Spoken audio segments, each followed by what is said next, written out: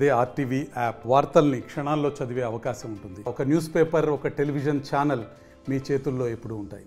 ప్రస్తుతం మనం వేములవాడ శ్రీ రాజరాజేశ్వర స్వామి ఆలయం దగ్గర అయితే ఉన్నాము. ఇక్కడైతే ఉదయం నుంచి అయితే బీఆర్ఎస్ కావచ్చు, బీజేపీ నాయకులు అయితే పెద్ద ఎత్తున ఇక్కడికైతే మోహరించడం జరిగింది. కోడలు అయితే పక్కదారి పడుతున్నాయని వీరైతే కొంత ఆందోళన చేయడం జరిగింది. ఈవో కార్యాలయంలో సైతం బైఠాయించడం జరిగింది.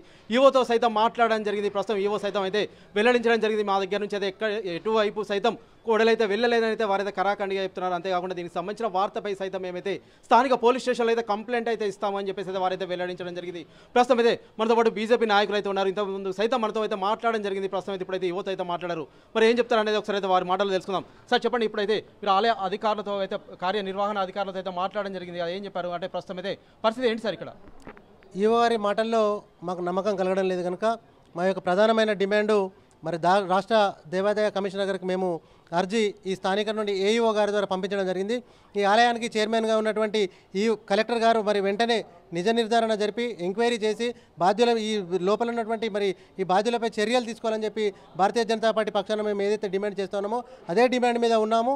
దీనికి కొనసాగింపుగా మన నిరసన కార్యక్రమాలు కూడా మరి కొనసాగుతూ ఉంటాయి కనుక మరి వెంటనే రాష్ట్ర ప్రభుత్వం ఈ యొక్క హిందూ మనోభావాలు కాపాడే విషయంలో, దేవాలయ పవిత్రత విషయంలో మరి వెంటనే చర్యలు తీసుకోవాలని చెప్పి మేము డిమాండ్ చేస్తూ ఉన్నాము. ప్రస్తుతం అయితే ఫిర్యాదు ఇచ్చారా? ఏం చెప్తున్నారు అధికారులు? అయితే మేము వినతి పత్రం ఇవ్వడం జరిగింది. అధికారులు చెప్పేటువంటి సంజాయిషి మాకైతే దాంట్లో న్యాయం కనిపించడం లేదు. ఒక అధికారిగా వాళ్ళు తప్పించుకునే ప్రయత్నం చేస్తూ ఉన్నారు.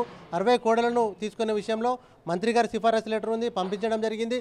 అక్కడ స్థానిక గీసుకోడ మండలం స్థానిక పోలీస్ స్టేషన్లో కేసు కూడా నమోదు కావడం జరిగింది. కనుక మేము ప్రధానంగా చేసే డిమాండ్ ఏదైతే ఉందో వెంటనే నిర్ధారణ జరపాలి, కేసులు చేయాల్సిందే. ఓకే, కార్యనిర్వహణాధికారులు అయితే ఎటువంటి నమ్మకాలు అయితే లేవని చెప్పేసి అయితే బీజేపీ కార్యకర్తలు కావచ్చు, అంతేకాకుండా నాయకులు చెప్తున్న పరిస్థితి మనం అయితే చూస్తున్నాం. ఏదైనప్పటికైతే జిల్లా కలెక్టర్ కావచ్చు, అంతేకాకుండా ఉన్నతాధికారులు ఎండోమెంట్కి సంబంధించి అయితే దీనిపై పూర్తి దర్యాప్తు చేసి నిజాలు అయితే బయటకు తీసుకురావాల్సిన అవసరం ఎంతైనా ఉంది. మా పోరాటం అయితే ఆగదు అని చెప్పేసి అయితే పట్టణ అధ్యక్షుడు రేగుల సంతోష్ బాబు చెప్తున్న పరిస్థితి అయితే మనం అయితే చూస్తున్నాం. Over to studio. మరిన్ని వీడియోస్ కోసం ఛానల్ ని సబ్స్క్రైబ్ చేయండి. లేటెస్ట్ అప్డేట్స్ కోసం వాట్సాప్ ఛానల్ ని ఫాలో చేయండి. అండ్ లింక్ డిస్క్రిప్షన్ లో ఉంది.